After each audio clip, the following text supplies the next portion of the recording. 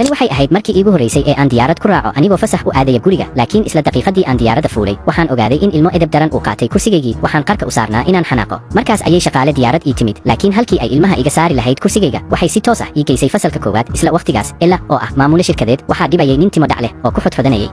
waxay si degdeg ah ii qabatay oo igu jiiday kursiga ku xiga iyada. ninkii kalena ugu dambayn wuu ka haray intii safarku socday. Ella madaxeeda waxay ku mashquulsanayd shaqo, aniguna waxaan ula ciyaarayay kursiga la jiifsan karo sida ilmo yar. waan ku raaxaysanayay anigoo isku dayayay inaan soo jiito dareenkeeda, laakiin haweenaydan adag ee ganacsiga marna ma aysan malaynin ninka agteeda fadhiyo nolosheeda si buuxda u bedeli doono isla waqtigaas. si kedis ah ayay diyaaraddu u gashay gariir xooggan. qolka rakaabku si daran ayuu u ruxmay. qof walbana isla markiiba wuu argagaxay, xitaa shaqaalihii diyaaraddu. gariirkii wuu sii xoogaystay, diyaaradii oo dhanina mugdi ayay gashay. Ella si dareen ah ayay gacantayda u qabatay, anigu gacanta kama aanan bixin, laakiin aad baan u kacsanaa. waxaan ahaa mid aad u kacsanoo aan hadli karin, aad u kacsanoo xitaa aan ka baqayay inaan neefsado. waxaan ahaa shaqaale xafiis oo caadi ah. markaas ayaan si lama filaan ah u arkay yusb ay Ella ku riday dhulka.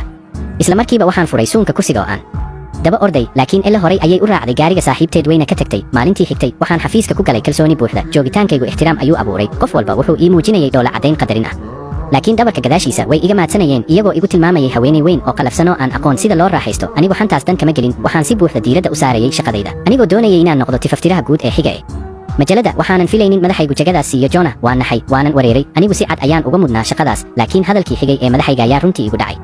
wuxuu yidhi inkastoo Jonah uusan shaqo ahaan iga fiicnayn, haddana uu yahay qof furfuran, la jaanqaada qof walba, lehna fikrado cusub oo shirkadda kor u qaadi kara. markuu isbarbardhig igu sameeyey anigoo mar walba murugo ah, wuxuu yidhi anigu ma lihi tamarta iyo xamaasadda Jonah. qiimayntaas hortooda ma aanan doodin. si aamusan ayaan u aqbalay. waxaanan go'aansaday inaan shaqada ku milmo, laakiin markii aan furay kombiyuutarkayga si aan faylal u geliyo waan argagaxay. usbkaygii wuu maqnaa. anigoo welwelsan waxaan arkay warqad yar oo ku dhigan shaashada oo sheegaysay in nin uu wax ii keenay, laakiin aan mashquulsanaa waqtigaas. isla markiiba waan wacay lambarka ku qornaa. Nick wuxuu joogay baar isagoo la damaashaadaya saaxiibadiis. si farxad leh ayuu ii siiyey cinwaanka baarka, anigoon ka labalabayn waan aaday halkaas. tani waxay ahayd markii iigu horeysay ee aan galo meel buuq badan. hal shay oo keliya ayaan maskaxda ku hayay, inaan helo usbigayga oo aan shaqada ku laabto, laakiin Nick usbiga ma uusan wadan. markaas waxaan qasab ku noqotay inaan raaco gurigiisa si aan u qaato. markii aan baarka ka soo baxnay waan yaabay. horteena waxaa taagnaa mooto duug ah oo casaanka u janjeerta. marnaba ma aanan malayn inaan sidaas ku raaci doono, laakiin markaan arkay daacadnimada indhihiisa si aamusan ayaan u aqbalay. markuu arkay anigoo la dhibtoonaya koofiyadda, Nick si degdeg ah ayuu iigu soo booday inuu i caawiyo. isla daqiiqadaasna mid ka mid ah shaqaalaha xafiiska ayaa si qarsoodi ah sawir u qaaday xagashooda. waxay u ekaatay inaan isdhunkanay. tani waxay noqotay xan qaraxday. hal mar oo keliya ayaan horay u kulannay, laakiin si aan la sharxi karin waan ku kalsoonaaday. markii aan helay usbkaygii si degdeg ah ayaan guriga ula aaday. ma aanan joogin,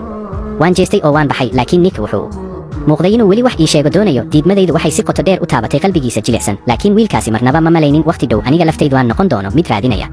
maalintaas waxaan xafiiska galay kalsoonidii caadiga ahayd, laakiin shaqaalihii waxay ahaayeen kuwa iskarinaya oo waxyaab leh indhahooda ka muuqday. waan wareeray. markaas saaxiibtayda ugu dhow ayaa ii dhiibtay sawir. waxaan arkay ayaa iga yaabiyey si buuxda. isla markiiba waxaan u tegay madaxayga si aan u sharaxo inaanan samayn wax shirkadda wax u dhimaya, laakiin hadalkiisii xigaya mar kale iga yaabiyey. wuxuu yidhi in uu jecel yahay dhinacaas iga muuqday, in yar oo waali ah, in yar oo sixir ah. waxaan halkaas istaagay anigoo muddo dheer aan isdejin karin. khiyaanadii ninkaygii hore ayaa burburisay kalsoonidaydii jacaylka. furiinka kadib waxaan noqday hooyo keligeed ah oo da ahaan ku jirta dhammaadka soddonaadka. noloshaydu waxay noqotay ilmahayga iyo shaqada oo keliya, weligay kama fikirin nolol jacayl. waxaan talo weydiistay saaxiibtay. waxay ii sheegtay inaan mar kale bilaabo shukaansi, inaan heli karo lamaane, ilmahaygana u abuuri karo qoys dhammaystiran, xitaa shaqadana si degdeg ah uga hormari karo. markii aan guriga imid waan kordhiyey codka muusiga. waxaanan isku shubay koob khamri ahaanan taaban muddo dheer. anigoo muusiga dhegaysanaya waxaan furay armaajo aan muddo la furin. isla daqiiqadaas fikrad waali ah ayaa igu dhalatay. waxaan iska tuuray doorkii haweenayda adag ee shaqada. waxaanan xiray dhar soo jiidasho leh anigoo keligay ah. waxaan aaday dugsigii Nick.